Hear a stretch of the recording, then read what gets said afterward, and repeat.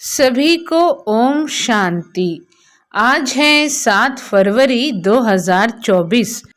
आज की वाणी का सार है, मीठे बच्चे, आत्म अभिमान विश्व का मालिक बनाता है, देह अभिमान कंगाल बना देता है। इसलिए आत्म अभिमानी भव। प्रश्न, कौन सा अभ्यास अशरीरी बनने में बहुत मदद करता है? उत्तर, अपने को सदा एक्टर समझो। जैसे एक्टर पार्ट पूरा होते ही वस्त्र उतार देते हैं, ऐसे तुम बच्चों को भी यह अभ्यास करना है। कर्म पूरा होते ही पुराना वस्त्र यानी शरीर छोड़ अशरीरी हो जाओ। आत्मा भाई भाई है, यह अभ्यास करते रहो। यही पावन बनने का सहज साधन है। शरीर को देखने से क्रिमिनल ख्यालात चलते हैं, इसलिए अशरीरी भव। ओम शांति। बाप बैठ बच्चों को समझाते हैं, क्योंकि बहुत बेसमझ बन गए हैं। 5000 वर्ष पहले भी तुमको समझाया था और दैवी कर्म भी सिखलाए थे। तुम देवी देवता धर्म में आए थे, फिर ड्रामा प्लान अनुसार पुनर्जन्म लेते लेते और कलाएं कमती होते होते यहाँ प्रैक्टिकल बिल्कुल ही नीलकला हो गई है, क्योंकि यह है ही तमो प्रधान रावण राज्य। यह रावण राज्य भी पहले सतो प्रधान था, फिर सतो रजो तमो बना है, अब तो बिल्कुल ही तमो प्रधान है। अब इसका अंत है। रावण राज्य को कहा जाता है आसुरी राज्य। रावण को जलाने का फैशन भारत में है। राम राज्य और रावण राज्य भी भारतवासी कहते हैं। राम राज्य होता ही है सतयुग में, रावण राज्य है कलयुग में। यह बड़ी समझने की बातें हैं। बाबा को वंडर लगता है, अच्छे अच्छे बच्चे पूरी रीति न समझने के कारण अपनी तकदीर को लकीर लगा देते हैं। रावण के अवगुण चटक पड़ते हैं, दैवी गुणों का खुद भी वर्णन करते हैं। बाप ने समझाया है, तुम वही देवताएं थे, तुमने ही 84 जन्म भोगे हैं। तुमको फर्क बताया है, तुम क्यों तमो प्रधान बने हो। यह है रावण राज्य। रावण है सबसे बड़ा दुश्मन, जिसने ही भारत को इतना कंगाल तमो प्रधान बनाया है। राम राज्य में इतने आदमी नहीं थे, वहाँ तो एक धर्म था। यहाँ तो सब में भूतों की प्रवेशता है। क्रोध लोभ मोह का भूत है ना। हम अविनाशी हैं, यह शरीर विनाशी है, यह भूल जाते हैं। आत्म अभिमानी बनते ही नहीं हैं, देह अभिमानी बहुत हैं। देह अभिमानी और आत्म अभिमान में रात दिन का फर्क है। आत्म अभिमानी देवी देवता सारे विश्व के मालिक बन जाते हैं, देह अभिमान होने से कंगाल बन पड़ते हैं। भारत सोने की चिड़िया था, भल कहते भी हैं परंतु समझते नहीं हैं। शिव बाबा आते हैं दैवी बुद्धि बनाने। बाप कहते हैं, मीठे मीठे बच्चों, तुमको विश्व का मालिक बनाता हूँ। यह लक्ष्मी नारायण विश्व के मालिक थे। कब सुना कि इन्हों को राजाई किसने दी? उन्होंने कौन सा ऐसा कर्म किया जो इतना ऊंच पद पाया? कर्मों की बात है ना। मनुष्य आसुरी कर्म करते हैं तो वह कर्म विकर्म बन जाता है। सतयुग में कर्म अकर्म होते हैं। सतयुग में क्या होता है? कर्म अकर्म होते हैं। वहाँ कर्मों का खाता होता नहीं। बाप समझाते हैं, ना समझने के कारण बहुत विघन डालते हैं। कह देते हैं शिव शंकर एक हैं। अरे शिव शंकर एक कैसे हो सकते हैं? शिव निराकार अकेला दिखाते हैं, शंकर पार्वती दिखाते हैं। दोनों की एक्टिविटी बिल्कुल ही अलग है। मिनिस्टर और प्रेसिडेंट को एक कैसे कहेंगे? दोनों का मर्तबा बिल्कुल अलग है। तो शिव शंकर को एक कैसे कह देते हैं? यह जानते हैं। जिनको राम संप्रदाय में आना नहीं है वे समझेंगे भी नहीं। क्या कहा बाबा ने? यह जानते हैं जिनको राम संप्रदाय में आना ही नहीं है वे समझेंगे भी नहीं। आसुरी संप्रदाय गालियां देंगे, विघन डालेंगे, क्योंकि उनमें 5 विकार है ना। देवताएं हैं संपूर्ण निर्विकारी, उन्हों का कितना उच्च पद है। अब तुम समझते हो हम कितने विकारी थे। विकार से पैदा होते हैं, सन्यासियों को भी विकार से पैदा होना है, फिर सन्यास करते हैं। सत्युग में यह बातें होती नहीं। सन्यासी सत्युग को समझते भी नहीं, कह देते हैं सत्युग है ही है। जैसे कहते हैं श्री कृष्ण हाजिरा हजूर है, राधे भी हाजिरा हजूर है। अनेक मतांतर, अनेक धर्म हैं। आधा कल्प देवी देवता राज्य करते थे, इसलिए आधा कल्प दैवी मत चलती है जो अब तुमको मिल रही है। तुम ही ब्रह्मा मुख वंशावली, फिर विष्णु वंशी और चंद्रवंशी बनते हो। वह दोनों डिनेस्टी और एक ब्राह्मण कुल कहेंगे, इनको डिनेस्टी नहीं कहेंगे। इनकी राजाई होती नहीं, यह भी तुम ही समझते हो। तुम्हारे में भी कोई कोई समझते हैं, कोई तो सुधरते ही नहीं। कोई न कोई भूत है, लोभ का भूत, क्रोध का भूत है ना। सत्युग में कोई भूत नहीं, सत्युग में होते हैं देवताएं जो बहुत सुखी होते हैं। सत्युग में कौन होते हैं? देवताएं जो बहुत सुखी होते हैं। और बाबा आगे कहते हैं भूत ही दुख देते हैं। काम का भूत आदि मध्य अंत दुख देता है, इसमें बहुत मेहनत करनी है। मासी का घर नहीं है। बाप कहते रहते हैं भाई बहन समझो तो क्रिमिनल दृष्टि न जाए। हर बात में हिम्मत चाहिए।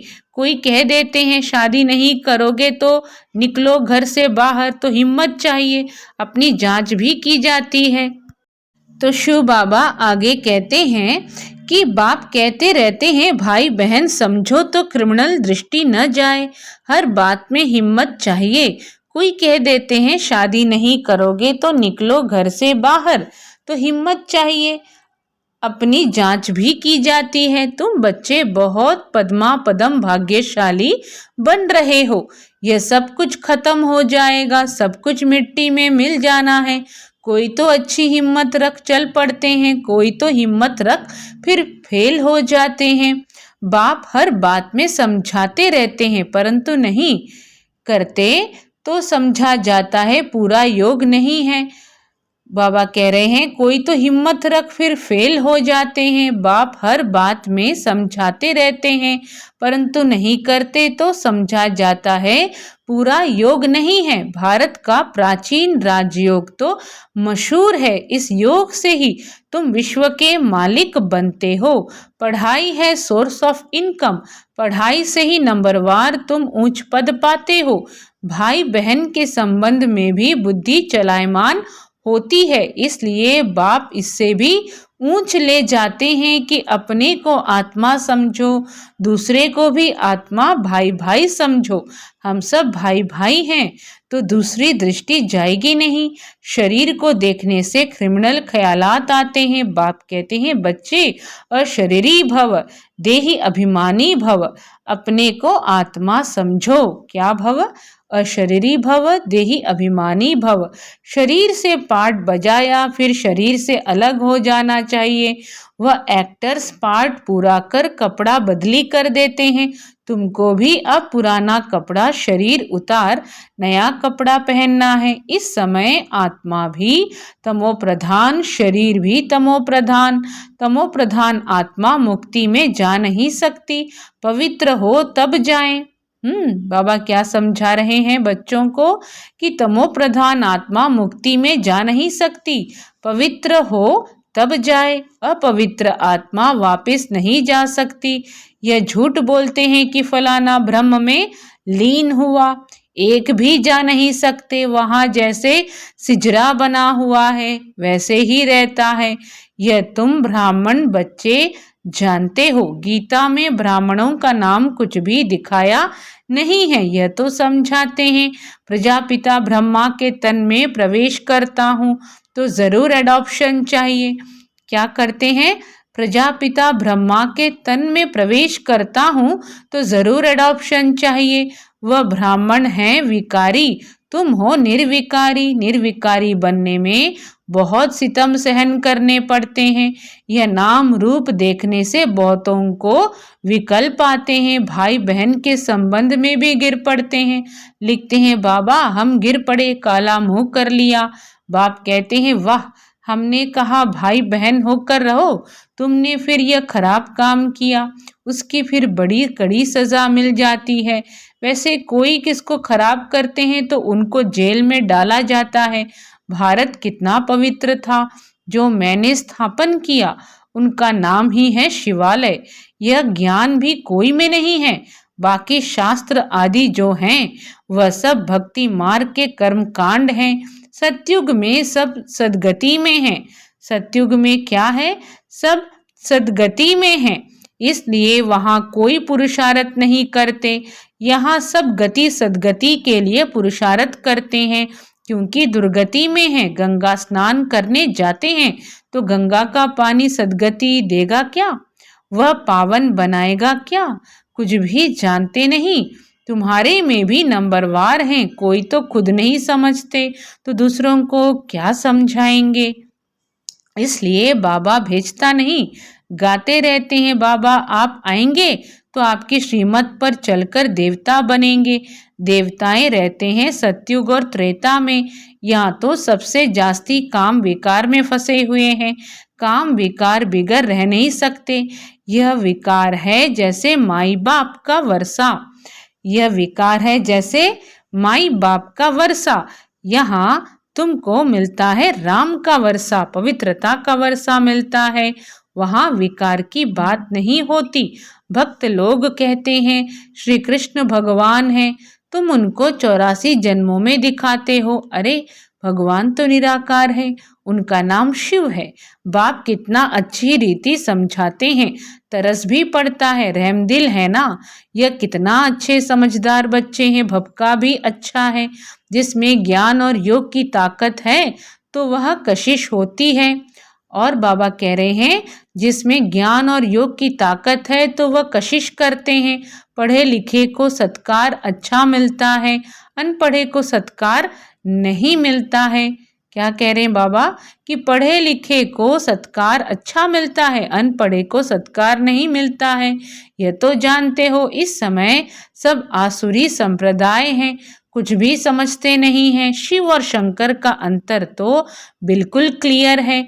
वह है मूल वतन में, वह सूक्ष्म वतन में। सब एक जैसे कैसे होंगे, यह तो तमोप्रधान दुनिया है। रावण दुश्मन है आसुरी संप्रदाय का, जो आप समान बना देता है, यानी रावण भी अपने जैसा बना देता है। अब बाप तुमको आप समान दैवी संप्रदाय बनाते हैं, वहां रावण होता नहीं। आधा कल्प उनको जलाते हैं। राम राज्य होता है सतयुग में। गांधी जी राम राज्य चाहते थे, लेकिन वह राम राज्य कैसे स्थापन कर सकते। वह कोई आत्माभिमानी बनने की शिक्षा नहीं देते थे। बाप ही संगम पर कहते हैं, क्या कहते हैं, आत्म अभिमानी बनो, यह है उत्तम बनने का युग। बाप कितना प्यार से समझाते रहते हैं। घड़ी घड़ी कितना प्यार से बाप को याद करना चाहिए। बाबा आपकी तो कमाल है, हम कितने पत्थर बुद्धि थे, आप हमको कितना ऊंचा बनाते हो। बाबा क्या करते हैं और हमें क्या कहना चाहिए बाबा को कि आप हमें कितना ऊंच बनाते हैं। तो शिव बाबा क्या समझा रहे हैं हमें, बाबा से कैसे बातें करनी है, कि बाप कितना प्यार से समझाते रहते हैं। घड़ी घड़ी कितना प्यार से बाप को याद करना चाहिए।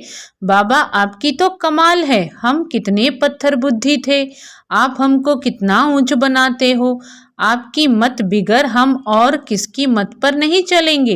पिछाड़ी को सब कहेंगे बरोबर, ब्रह्मा कुमार कुमारियां तो दैवी मत पर चल रहे हैं। कितनी अच्छी अच्छी बातें सुनाते हैं, आदि मध्य अंत का परिचय देते हैं, कैरेक्टर सुधारते हैं। अच्छा मीठे मीठे सिखी लधे बच्चों, प्रथमात पिता बाप दादा का याद प्यार और गुड मॉर्निंग। रूहानी बाप की रूहानी बच्चों को नमस्ते। हम रूहानी बच्चों की रूहानी माता पिता बाप दादा को याद प्यार गुड मॉर्निंग और नमस्ते।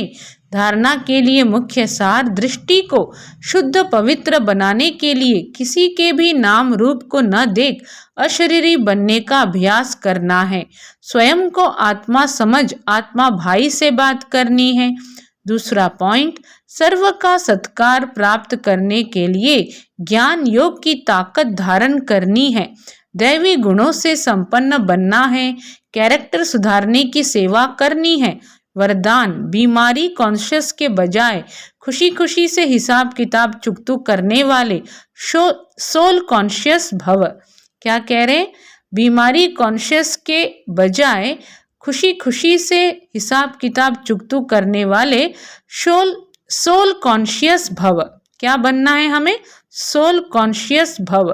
तन तो सबके पुराने हैं ही, हरेक को कोई न कोई छोटी बड़ी बीमारी है, लेकिन तन का प्रभाव अगर मन पर आ गया तो डबल बीमार हो, बीमारी कॉन्शियस हो जाएंगे। इसलिए मन में कभी भी बीमारी का संकल्प नहीं आना चाहिए, तब कहेंगे सोल कॉन्शियस। बीमारी से कभी घबराओ नहीं, थोड़ा सा दवाई रूपी फ्रूट खाकर उसे विदाई दे दो। खुशी खुशी से हिसाब किताब चुकतू करो। स्लोगन है, हर गुण हर शक्ति का अनुभव करना, अर्थात अनुभवी मूर्त बनना।